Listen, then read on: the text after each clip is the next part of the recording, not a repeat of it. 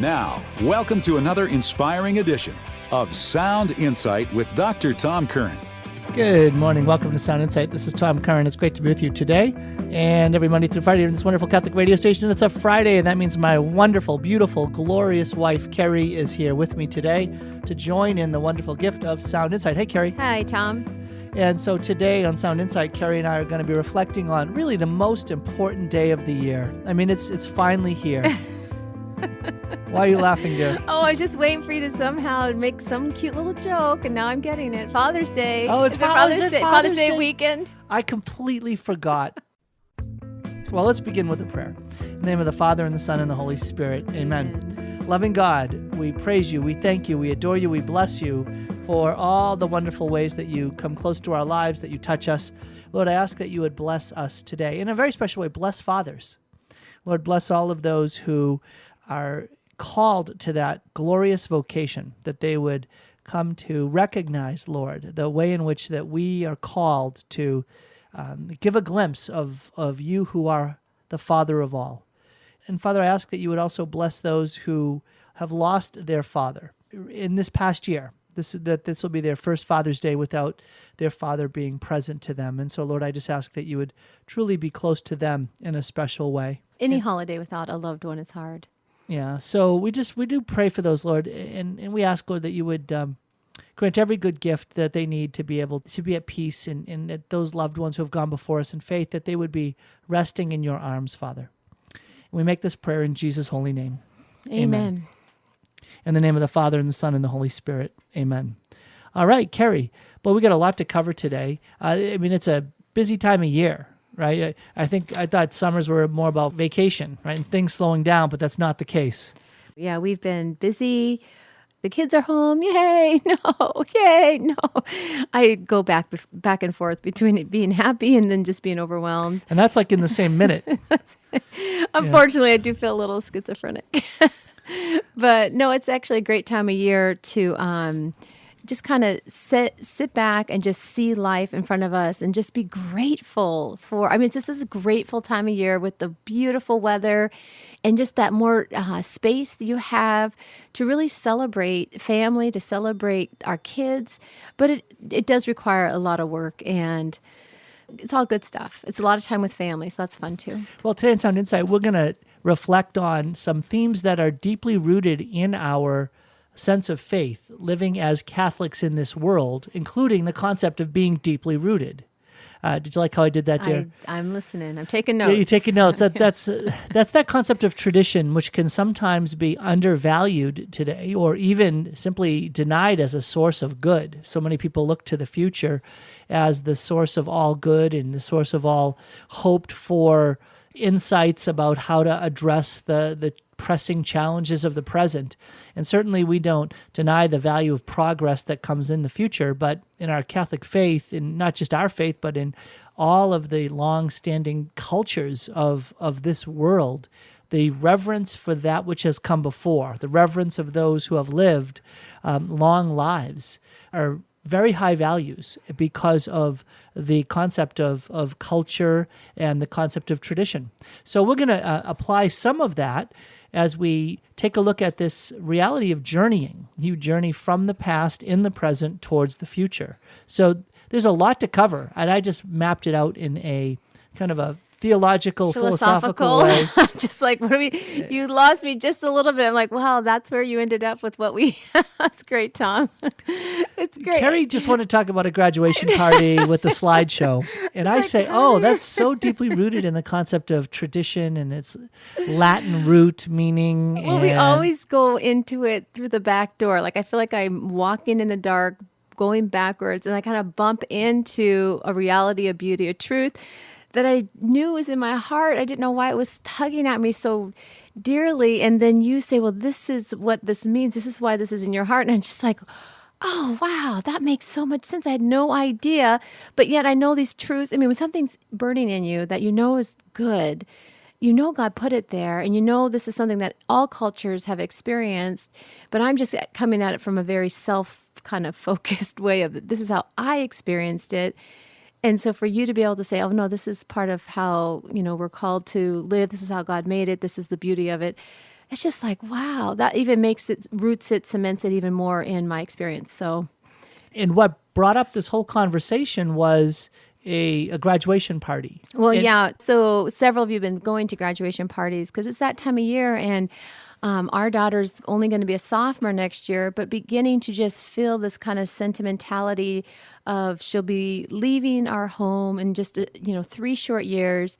And I don't really know what that's going to feel like, but I read about people that are saying goodbye to their children that are now 18, and how tears and sadness and I didn't quite get it fully. And this was the first time it really hit me. I was at a graduation party at the very end of a party because we were trying to hit different ones. And just by the nick of we got into this last one, and they had a slideshow. And do you know how pictures evoke memories, and they just call for in my mind, a picture's probably worth about 1,000 words. That was way too easy, Carrie. Well, you can't set me up for those types of things. Well, and I love slideshows. I love photos. It's just my passion, one of my passions. Not that I take great photos, but I love looking at photos. And Tom, what struck me in this slideshow was just seeing this young girl from when she was born, walking through life, her other family members being added on, seeing these occasions in her life, like her kindergarten graduation or her first communion or her 8th grade. I'm like going to tear up just talking about it. And then you just see this person walk through their life, their senior homecoming and prom, and that she's now going off to college. And it could be any girl, so to speak, but just why does that just evoke in me? I just wanted to, I don't know, grab onto my daughter, to our memories, to who our kids are, and like not let go of them. And I said something about time. When someone shares a story from when they began and they walk you through these years of joy and sadness, it's not all, this is wonderful, happy. I mean, some of the most beautiful, poignant moments in the stories are when there's pain and they've made it through. And here they are giving testimony to God's faithfulness and Him being with them. And it was just this beginning, middle, end story that just took my breath away. It's like, why is that? Why do you look at time? People were always thinking forward. But when I go back in history and I'm brought into a story, it just opens my heart, and I just, So that's when you start talking about tradition and going into rootedness. I'm guessing that most of our listeners are familiar with that famous saying of St. Augustine in his Confessions, right? That our hearts are restless until they rest in thee, because we've been made by God and we've been made for God. Well, how does that ache in the heart show up? It shows up in St. Augustine's theology, and it gets carried through our tradition. It shows up as an ache for our origin, or an ache for our source, or an ache that is associated with where we've come from. Okay, so there's that sense of I'm located in the present moment with this ache. Well, that ache is something that pushes me backwards. It pulls me backwards in my story, in my journey. But it's that ache for the origin is also an ache for my goal, or an ache for my ultimate end, where I'm headed. So theologically, we can say that you were tugged in your heart, you were moved in your heart here and now, because you're getting to see, if you will, mapped out in someone's life, a sense of a journey, where they've come from and where they're going. And so I think that's a beautiful way of saying, this is how God reaches us. God doesn't just reach us by dropping down a book of facts, but He drops down His story, history. History is the story of His events. And that's what gets brought out into the open in the Scriptures, is history. When I hear that, Tom, I think I want to be a part of that. I want to belong to that story. So there was this sweet jealousy as I sat at this graduation and watched the mother and father talk about their daughter, and the aunts and uncles and her siblings were gathered around. And it wasn't profound, and it wasn't just beautifully eloquent. It was just the sense of I was present at the very end of this party with all those closest to her, and it was kind of this sacred moment of intimacy and being there with them and seeing how they had come to this point in the road for her. And I think that's what it's that sense of belonging. Like, where do I come from and where am I going? And it's not like I wanted to belong there, but I just found such beauty in that moment. I remember the first time I encountered this experience, Tom, I was in Wisconsin. I was at Franciscan University and had gone to visit my cousins that lived in Wisconsin. I really didn't know them that well because back in those days, we didn't fly a lot. And so they came out to visit us like 2 times. And they had 4 kids. And on their wall was a collage. Their daughter was an artist. And she had taken all these photos. And now, not like today, because we have so many collages and so many photos, and it's like a photo overload. She had taken these photos and done this beautiful collage of her siblings when they were little, and then like Halloweens and Christmases. And then it was outdoor, summers at the lake, and on to their graduations. And just this beautiful sense of this is our family and this is our story. And you could just take in probably like 18 years, 20 years, right in that photo, right in that snapshot. And as I walked by it, it literally took my breath away. And I just stood there just looking at it and saying, these are my cousins that I don't really know that well, but they were close in heart. It was powerful. And so again, I think that was the sense of, I want to belong to this family. I want to be a part of this. But it wasn't me to be a part of it. It was like that was their family. But just to see into that. Well, you're talking about a very deeply human desire, right? That desire to belong. And we belong to, a family, but we belong to God's family. Ultimately, the Lord invites us to belong to Him. And that's the journey of our life of faith. And so this brings up the concept of tradition. This brings up that concept of rooting ourselves or being able to be anchored in the present. That's so much of what people are longing for today. Where do I belong? To whom can I belong? Right? So many young people give themselves away in terms of sexual activity. Why? They want to belong to someone who says, I'll take care of you, I love you. There's so many ways in which we are not feeling connected fully to our family just because of how busy mom and dad are, or the activities that we're involved in, that it really takes effort and time to create these traditions and to create this sense of belonging. I know all families do stuff to create traditions and rituals. They don't even know they're doing it. But when I experienced these moments, I thought, wow, how important is it as parents to shepherd our kids into a sense of belonging and to help them celebrate their family, to help them celebrate being together. And it just, I guess, reaffirmed that longing in my heart when you came at it from the theological point of origin. Where are you from and where are you headed? Yeah, and this is, again, for the Catholic concept of tradition, it's like, where do we get our sense of identity? Our sense of identity isn't what's called a blank slate, a tabula rasa, where you're born in this world and you simply get to decide for yourself, you know what, this is what I'm going to value. This is what I'm going to see as important. This is what I'm going to choose as that which I'll be inclined towards. No, we're born into this world in a family that is part of a tradition, part of a culture, part of a society. Each of those things means something. And the challenge is to help our kids find life in their tradition.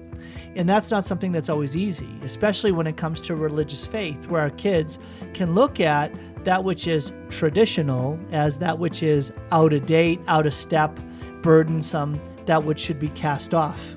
Boring. Boring. There you go. Right. We're up against a break. When we come back, we'll dig into this in a way that's not boring. Welcome back to Sound Insight. This is Tom and Carrie Curran today. We're on Faith and Family Fridays. And today we're looking at the concept of tradition really as flowing out of the event of a graduation party that you were at, several of them. And it was a way for a family to not just honor an accomplishment, but also to reaffirm their sense of identity. Well, I think you had said to me how touched you were at a part in a movie, and that when you would watch it, you would cry, which is not typical. You don't cry during movies typically. That's just not common. But you're like, honey, this part of the movie is so powerful. I want to show this on our weekend, on our marriage weekend. But it does the same thing in this movie. Yeah, the movie is Up. And I've mentioned this, I don't know, months ago on Sound Insight, that was one of my favorite movies in terms of this poignant scene. The scene was one of your favorite scenes. It was one of my favorite scenes in a movie because it accomplishes this without any words. And it was the scene of, the couple, the journey through their lives without anything spoken. And it just unfolds in a way that's very poignant and very powerful. And it's all about this communion, this union that they share together through hard times and through dreams that they have that continue to have obstacles thrown in the way. And then all of a sudden, there they are towards the end of their lives. And the story picks back up again. And it's really striking how you can convey so much without any words. And they do that very beautifully in the movie. But that also conveys that sense of tradition, of how do we help our kids have a life-giving way of relating to their origins, to the origins that they have in their faith. Because you know what? Who are you? Where are you going to take a stand? You're only going to take a stand when there's a platform, when there's a solid base upon which to stand. And unfortunately, too many of our kids have learned about their faith as if it was concepts and information to be memorized and to be answer on tests and to go through the motions to, quote unquote, graduate from their practice of faith when they move on to college, rather than a story, rather than a history of events. Well, I think it's just not strong enough to combat what society is pulling them towards. I don't think our kids don't have a strong sense. I just feel like it has to be extra strong now because so many of their friends are not as faith-filled, they're not these, regular, we go to church every Sunday kind of friends that we're finding. And I don't know. I was so struck. One of the things that you said that I think it was our oldest daughter, one of our older daughters, their friends said, well, what do you mean you have to go to church? Oh, this was what you... So when I taught school that couple weeks ago at St. Vincent, just shortly I showed them we do Curran Church Crew on my Instagram, and every week I take a photo of my kids at Mass. And this is a way I want to cement them in a sense of who we are, what's our identity, what are we about. And the great thing about this is it goes out to all their friends. And if they're friends of mine, if I'm following, and I make it a point to try to follow their friends and comment and just say cute things just so I can be in the loop. I don't know any of the mother on their kids' Instagram and kind of like a busybody, but it's been really great. So great kids, great families.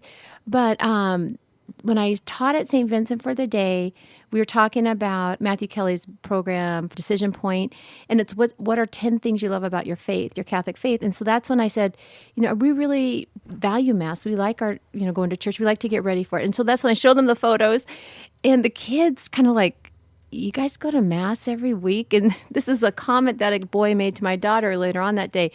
She's like, yeah, don't you? And he's like, no, maybe once a month. I mean, and they were really surprised that we would go to Mass every week. And he wasn't the only one. I was like, oh, Lord, we live in the Northwest.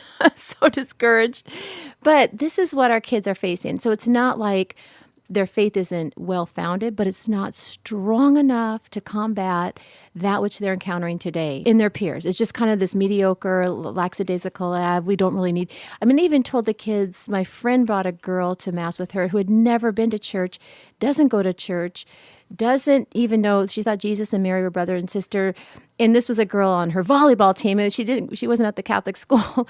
But it was like, you guys have such a gift you've been given, but they don't realize it. They're like, oh, it's boring, or, oh, it's, they don't see, they're very limited and sheltered in how they see their life. I should send them to Mexico for a month or some other country and let them experience, what it's really like to not have all the niceties and pleasantries of our culture and just take things for granted. But that's a whole nother topic. So in this experience of showing them the Instagram, several of the kids follow me and they lurk around. Not all of them are friends, but they do, I know, come and just stalk my account, which is totally fine. I'm trying to witness and be a light to them in a way that is, opened. And I if you guys are out there and you are on different social media platforms, you can actually go on it with a sense of, I am being a witness to my kids' friends. And I never, ever thought of that until 2 weeks ago. I was always thinking I'm posting for other moms that are friends of mine, Catholic moms, Christian moms, and some other moms that just, are into health and wellness. But for the first time, I was like, wait a minute, my mission field is not other moms necessarily. That's part of it. But I really felt this enlightened sense to say, no, you need to be a voice and a witness to the friends of your kids. And it was so striking, like how much I've been empowered to go and just be kind and warm and and say things in a truly authentic way. But these kids are just dying for affirmation. They're dying for appreciation. They want people to come and notice them, notice me. I want to belong. I want to be a part of something. And I can't tell you how many kids we have say, I just wish that we were part of your family. I wish we could be at your house all the time. I wish we could. Oh, you have the best family. I mean, they really have this sense of there's a sense of belonging. And photos can do that in a way, especially when you go through history. And so just a few things that are just jumping off my mind right now. The first is that, kids who say, oh, I want to be part of your family. It's not that, they come in and here we are, the Sound of Music family where... Oh, no, they hear me yelling at the kids. They know I'm totally a normal mom. Pick that up. Did you leave that? Who put this here? Get your cereal bowls out of the living room. I could totally be like bossy and not feel... It's a lot more like the family circus than it is like the Sound of Music, right? Or it's like more like that Sound of Music at the beginning, right? With the whistle and the kids running off going crazy with the dad. But be that as it may, so that's the first thing. And the second thing is that it's funny because it's not as if our kids are like, oh, I just love being part of this family. No, the kids are like, I can't wait to get out of the house, is what they can be saying on the one hand. But on the other hand, they'll post lots of pictures with their siblings. Well, and I think that's where, as a couple, you stop and say, what are we doing right? What could we do differently? What do we want to change? Because it's when our kids leave the home or when they get ready to move on to the next stage in life, will they joyfully remember and relish? Will they be fleeing the building? Or will they be in tears and say, I can't wait, I want to be close to home. I'm glad to leave, but I can't wait to come home. It's time to go. Right. Yeah, I think it's a healthy sense of I want to go. Everyone should want to leave the nest. Please. But also want to come and be in touch and stay in communication. One thing that we do about these photos, Tom, is the celebration board we have in our house. And what I'll do is like during the Halloween season, I love costumes. And so I'll pull out the photos from the last 6 years, just one or two from each year, and pick and choose. And we put photos around the month for October, or we'll put photos around the month for during First Communion. Just recently, I would take the photos from Mary Grace, Anne Marie, Mary Catherine, all made their First Communion, and put those around the board. And it's like going back 5, 6, 7 years. And the kids really... It's like an anchor. They'll all gather around that board after they've come home from school and I've finished it for the day, or usually do 2 months at a time. And they're looking and they're pointing and they're laughing because they're remembering, who were we? Where have we come from? Where are we headed? And it again, the power of photos. It has such a beautiful, and it can evoke. I can't even, again, I just am lost for words but inside of me and inside of them, there is this anchoring and there's this magnetic pull to family life and who we are as a family. It's so important. So we want you to be thinking about ways that you can apply this to your life, right? You may not be someone who does a lot with photos, digital cameras and printing them off or uploading them. And, maybe that's not your gift. Maybe your gift is something else. Maybe it's making things. Maybe they're arts and crafts, or maybe there are shared memories associated with vacations, or maybe there are favorite places that you can go. Well, what we're talking about is rituals. What are your family rituals? What do you do every Sunday morning that's special? What do you do during a certain person's birthday? And the concept is a ritual that becomes a custom, and a custom then becomes a tradition. That's what helps to anchor things. So it's not, well, let's make up a novel ritual, but what are those things that help us, that are the bearers of the values and the identity that is ours as a family? Yeah, and I know we talked about this in other programs, but just our saint days are so great that we have St. Patrick's Day, St. Valentine's Day. I mean, on and on, we can celebrate our church year and create these traditions through those awesome feast days. But I think everyone can relate to Santa Claus photos. I mean, do you walk into a home and they put up their Christmas photos that they took from 5 years ago, 10 years ago, when the babies were on Santa's lap? And there's that sense of, oh, and that's the reason that I do the photos is I got it from Christmas time. I thought, well, I just don't want to be excited about photos at Christmas. I want to do it, at Halloween and 4th of July, whatever. So yeah, I think there's a lot of things families already do. You just don't realize that you're doing it, or you haven't been as intentional about naming it and helping your kids realize it so as to make it an anchor point. Sometimes I don't even realize what I'm doing until someone points it out. And it's like, oh, then you can put a spotlight on it and help it pop a little bit more. And the kids will get pulled right into that. Well, that's Carrie Curran, and this is Tom. And today on Sound Insight, we're talking about Faith and Family Fridays and how helping your family develop a sense of identity, or helping your kids and you have a sense of, as a family, there are things that express who we are. And we want to somehow embody those things so that our kids become affirmed in that. They recognize, oh, okay, this is what it means to be a Curran. This is what it means to be part of your family. These anchors. And these anchors are great because an anchor is something that keeps a ship safe as the winds are blowing around the ship on the surface. The storms are dangerous and could lead your crew into danger. But it's the anchor that's hidden that is going to keep you safe. That's right, Tom. And I think, I know the Jewish tradition and their faith. We do that Passover meal every year. And in part of that Passover meal, there's all sorts of traditions that now we're doing, and we're not Jewish, but that's how strong some of their traditions have been. And when I think of the Jewish culture, I think, the whole song tradition and what goes with that. And that's kind of what we're talking about. Yeah, you're right. And in fact, it's this concept of telling the story. And somehow in the telling of the story, it can be so profound. There's also a sharing in the story. So you mentioned the Passover meal, right? And so when we have the modern version of that, the Seder meal, you have this moment where the youngest person at the table asks the question, why is this night different than other nights? And so then you have the head of the household, the elder, tell the story that this is the night when our ancestors were freed from slavery in Egypt, when God set our ancestors free. But it's also where God set us free. And so there's this interplay between God acting in the past and God acting in the present.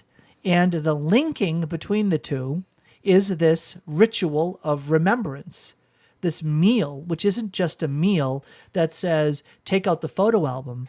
No, this is the meal that is more like virtual reality 3D goggles that you put it on and you're immersed in it and you're there. Okay, sometimes I don't feel that way, but I need to be a better Catholic. Are you talking about the Mass? Well, I haven't gotten to the Mass yet. Oh, okay. You're not We're going to get there. We're going to get there. So I just in my head fast forwarded. So you're talking about taking us back to the time of the Passover when you're eating these different kinds of foods that represent the different stages of slavery and well, you talk about, they eat the bitter herbs, right? Why? Because the radishes, all of these things, every element of the meal. Sunflower seeds, I don't remember. Every element of the meal is related to some element of the story, some part of the story.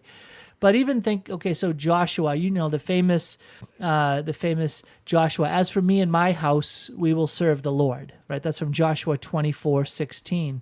And it's in that moment where he is doing this solemn renewal of the covenant, right? They gather the people together and he starts to recall the story. And he says, when God freed our fathers from slavery in Egypt, and then he'll say, and then when you were there and he led you through the waters. Well, the thing was, none of the people that were there went through those waters, but he talks as if they were there. So there's this back and forth between what God did for our fathers, what God did for us, what God then did for our fathers, well, then what God then did for us. He brings them back, the people that are there listening to him, as if they were there in the past in that moment. And then, in fact, he brings it back. And so this concept of a ritual of remembrance or a solemn renewal of the covenant is that through this ritual of remembrance, you're actually sharing in the effectiveness of the event that's remembered. So you mentioned the Mass. Okay, well, Jesus, the Last Supper, what's he celebrating? The Passover meal. Yeah, the Passover meal. So he's actually taking that Passover meal, which is the covenant, right? This solemn ritual in which this covenant is established.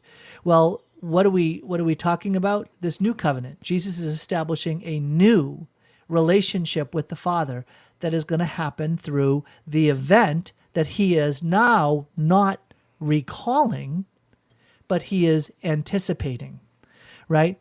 The Passover meal recalls the setting free of the Israelites from slavery in Egypt.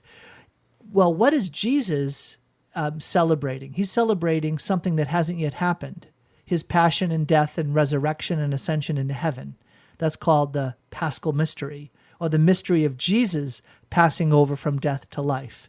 So it hasn't happened. This is my body given for you. It hasn't happened yet. It's going to happen the next day. But then what does he say?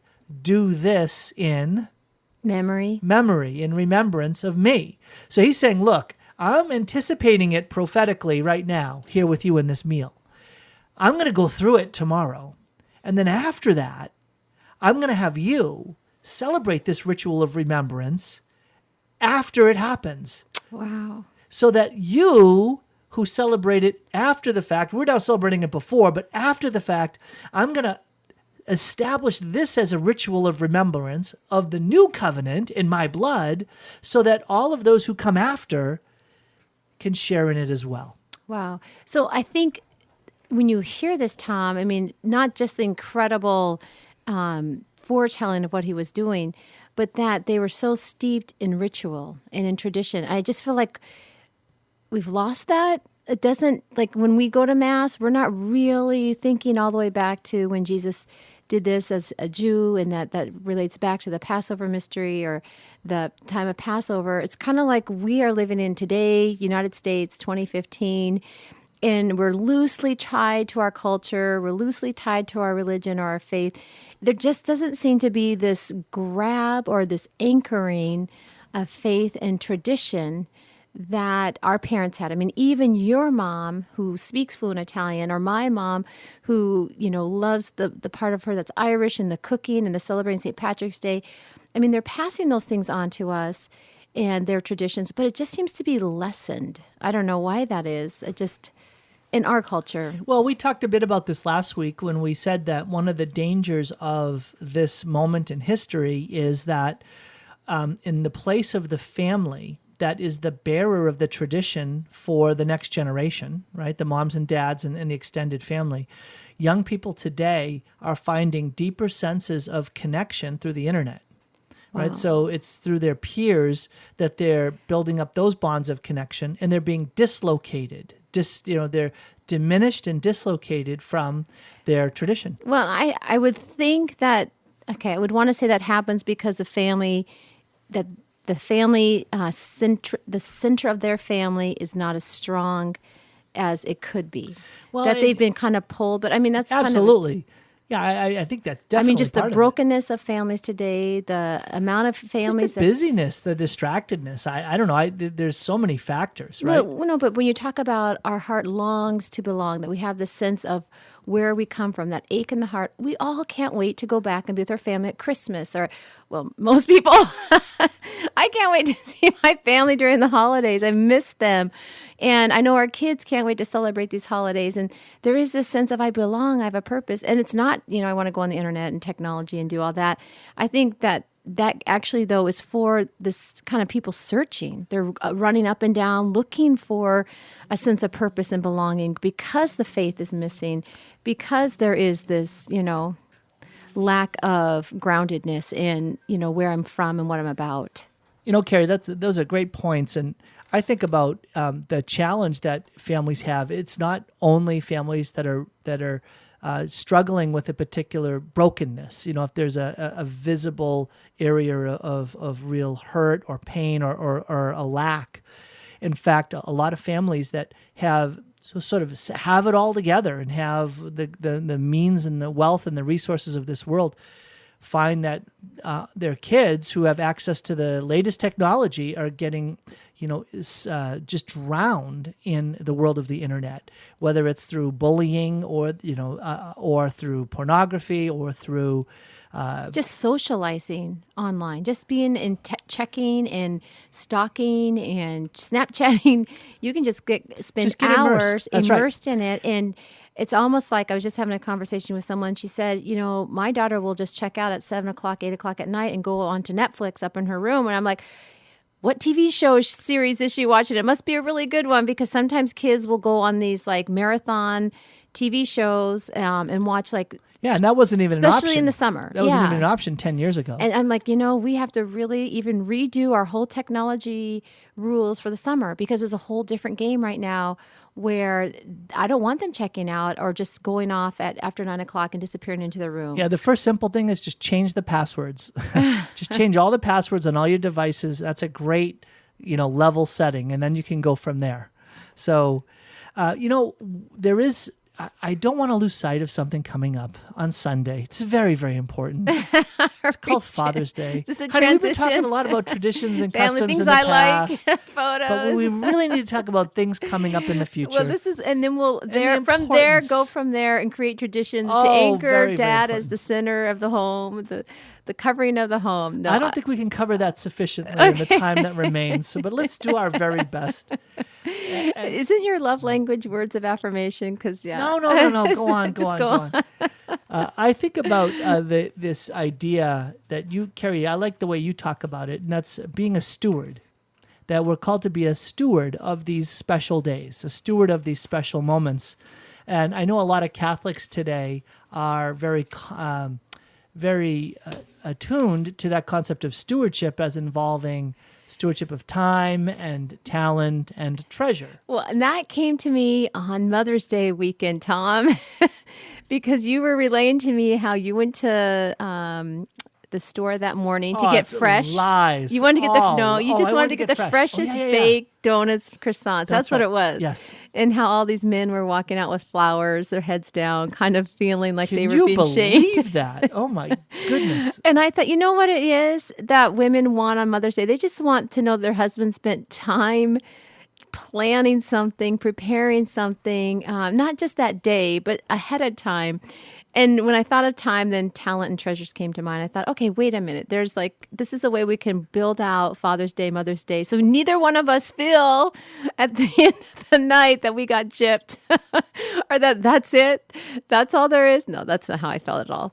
But yeah, time, talent, and treasure. So we were talking about in my sharing just how can you cover those three things as you prepare for Father's Day in a way where you give time and you help your kids share their I thought talent? it was just about the treasure part. And then- Just spend enough money and it's all Well, good isn't in the that world. true? Every guy wants a new grill, like a lawnmower. No, I was thinking for you. I was thinking golf that women clubs. wanted that. Leather chair. No, I think really it comes down to what's your love language. Mine, is acts of service. I just want things done around the house, but Let me write that down. for the 20th time. No, but really knowing that love language. But even that, it's really, I hate to tell you, honey, it's not about you. It's really about how you help your kids celebrate you. It's really helping them, especially when they're young, to take this active role. And dad is important. Dad is valued. He is significant. We love him. We honor him. We respect him. We adore him. How do you do that and bring that to your kids and help them come out of themselves and give them easy, simple ways to honor you? Because there's no greater joy for me. It's not when they give you the gift. It's when their joy on their face that I see on their faces, not necessarily your faces. Because of course you're like, oh, it's so cute, oh, sweet. But they're just so proud of whatever they make you, even though it kind of disappears into a back closet the next day, or whatever they write for you or whatever they create for you. It's just it's about the kids and helping them to celebrate you now. But when they get older, I've seen the kids start to step up as they become 10, 11, 12, 13, 14, they're starting to really own it. And I don't even have to help them and prod them, remind them, but they really are owning it. And it's because I think of the years we've spent helping them do it well. Well, Carrie, and what you're talking about is that beautiful philosophical principle I gained from the seminary from my spiritual director who said, philosophy. well, it was beautiful. He said the gift is the presence of the giver. You know, when you give a gift, you're giving That's yourself right. in some way. We'll Yeah. talk more about that in just a minute. Welcome back to Sound Insight, and it's a delight to be with you. We're talking about Father's Day now, and we're talking about it as an opportunity for you to, well, be a good steward of that. How do I utilize time and talent and even some treasure? But what you, Carrie, were bringing out is that really and truly, I mean, for me, it's really not about the treasure part. It's not about how much money my kids would spend on me. It's all about how much you would spend on me, Carrie. Okay. Sorry. Which is the money that you give me. So Oh, that's great. right. That's right. Okay. Whatever you'd like, honey. Yes. It's all yours. It's all mine. No, it's really about that sense of time and talent that have so much more weight in my life. When I think about how my kids, when they want to prepare a gift to give, how do you help set them up for success? And that really is a treasure. I mean, that is the treasure. It's not a material good, except for your yearly coffee mug. It's not really that, it's something that they've made for you. Well, and that, you know, what's really neat about that is you say a coffee mug, and that's sometimes used as a sort of a default gift when other things, it's like, oh, what do you give? It's like getting a tie, getting a coffee mug. But they know how much I love coffee. And so when my kids actually pick out a mug that has a message on it or a picture on it or something like that. In like fact, this one says, our family runs on love, laughter, and strong coffee. And you've had this since last Father's Day? yeah. It's actually lasted that long. Okay. And I was terrible at giving you gifts initially with the kids. I mean, we get you socks, we get you the new summer outfit, the polo shirt. I mean, I think I was a little overwhelmed with all my kids. I was like, oh no.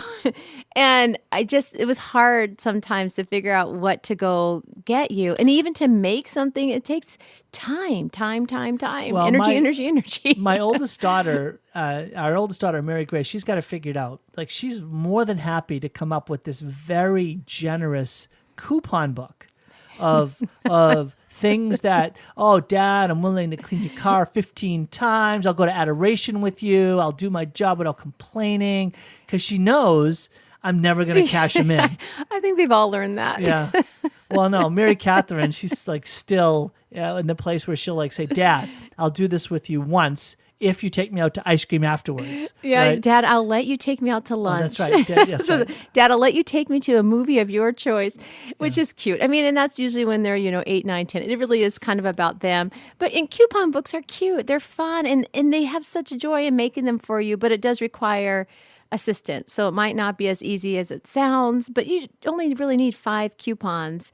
And I think to honor those coupons, we should actually ask them to do what they give us. But I think those are also stacked in the back closet next to the other gifts. Next to the pictures. Well, and then the younger ones will want to, they'll make a card, and this is where it's as simple as getting them to draw a picture and make a card. And I know these things sound, oh, this isn't deep insight, but it's all about how it is we're portraying it. We're saying, look, do you realize that your child is giving him or herself to you?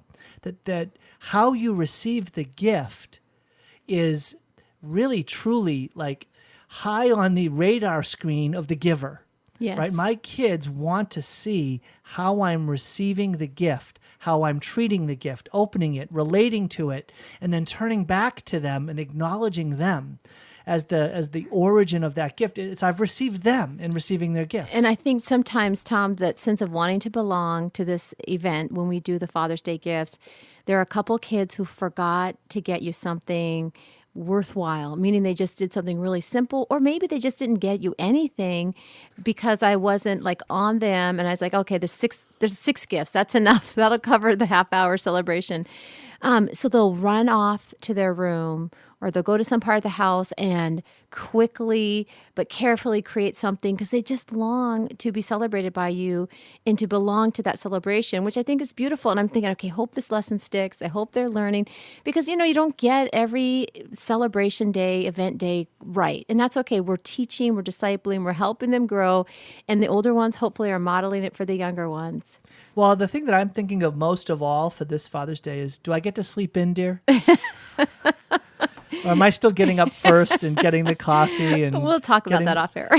Oh, man. Yeah. You are awesome. We'll just move on. So, no, teasing. Just a couple of ideas for gifts that we've done that might be helpful. We always, for Father's Day, the kids love to paint, and so we do these real simple acrylic. They're not acrylic, but you get them at Walmart, and it's paints. And we'll paint rocks, flat rocks, in different bright colors, and then with a permanent marker, we write a word about Dad, like he's cool, strong, winner. I love you, Dad. Brave. I mean, they just write little cute words, and all of them do one. And then we decoupage them, Mod Podge them, and put them out in the yard. So the kids get to see that all summer, that they made this, that they created this, that it's not in the back closet. It's actually out in the yard until the end of summer when then they get, tossed. But it's a great way to, simple activity that the kids can do and feel real proud of because it's just colorful, fun rocks. And what dad doesn't want a good rock? It's a guy thing. Another thing we've done is I didn't know what to do with all that chalk that we would get for the Easter baskets, just chalk, now you get chalk and it just comes in these huge fat rolls. And so I would send the boys out with hammers or with rocks and they'd pound it. So that kept them busy for a good hour, pounding down the chalk. And then we'd add water to it, put it in the, plastic recyclable yogurt cups or whatever. And I would give them a paintbrush. And we would go paint words. Do you remember we did this? We painted words on the fence. So this washes off, dads, if you're particular about how your fence looks. You don't mind, Tom. We would paint words about Dad. He's kind. He's thoughtful. Short words work better. He's cool. But again, the bright colors, they get to smash, they get to paint, they get to create something in the yard that stays there all summer, and it eventually will, go away. Or they can paint it on the sidewalk, or they can paint it on the deck, or wherever Dad, your situation, your home situation. But it's just fun activities that they're so proud of doing. That's outdoors because it's summer and you're outdoors a lot. So think something for the yard. Did you want to add something that you've gotten that you liked? No, one of the things I'm saying is that dads, your Father's Day is coming up, and if you have younger kids, this is going to be a day that might ask of you a little bit of sacrifice. This isn't simply going to be about you taking it easy and doing everything you want, but rather, I'm sorry guys, part of it is this recognition that there's a call as a father, maybe in a very special way, you're going to get to exercise some fatherly care, some fatherly gestures or expressions of love into your kids' lives because they're open to you. They're open to you in maybe a way that's a little bit different. It's a little bit more vulnerable because they're approaching you precisely in that role that you have as father. Well, and I want to say, Tom, that I think as wives, it's so important that we take this time to, what do men need to be appreciated and to be acknowledged? I'm sorry, what did you say? And affirmed in Tom. And it's not just that this is your love language, but no, guys, really, they do so much and we take so much for granted that it really is a great weekend to say, to affirm our husbands and to have our kids and to show our kids and to model for our kids what that sounds like. Not that they don't hear it every day from my lips, but you can't believe how much I will say something about you, Tom, and then 2 days later I'll hear my oldest daughter say it. And it could be something positive or it could be something negative. And so they are looking, they are being informed, they are mimicking how we speak about each other. So really to try to think, okay, what are great qualities of my husband that I know are there that I just kind of take for granted that I really want to acknowledge or affirm or appreciate about him. And it could be just the wife writing a beautiful letter and reading it in front of all the kids. For her to honor the father on that day is just a really great way to celebrate as a family and for them to see that love between mom and dad. I'd like to just end with the concept of the Mass. Like Father's Day happens every year and there's really nothing new. Well, I think it's kind of like the Mass. I mean, the Mass, there's so much in this event, right? Not only is it bringing the past of Christ's passion, death, and resurrection into the present in such a way that we're there. We are actually sharing in that experience. It's also the breaking in of heaven. The very worship of heaven is there, and we get to share in that. And not only that, but it's also in anticipation of the wedding feast of the Lamb and the receiving of Holy Communion, this supper of the Lamb. And we're also there. And we're bored. We're bored because we're not seeing it. We're not seeing all that there is to be seen. It hasn't been broken open for us, or maybe we haven't been broken open to it.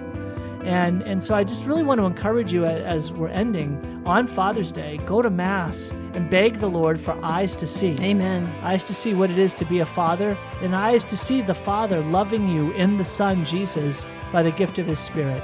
Carrie, thanks for being with me. Hey, thanks also for walking with us today. God bless you. Have a great weekend.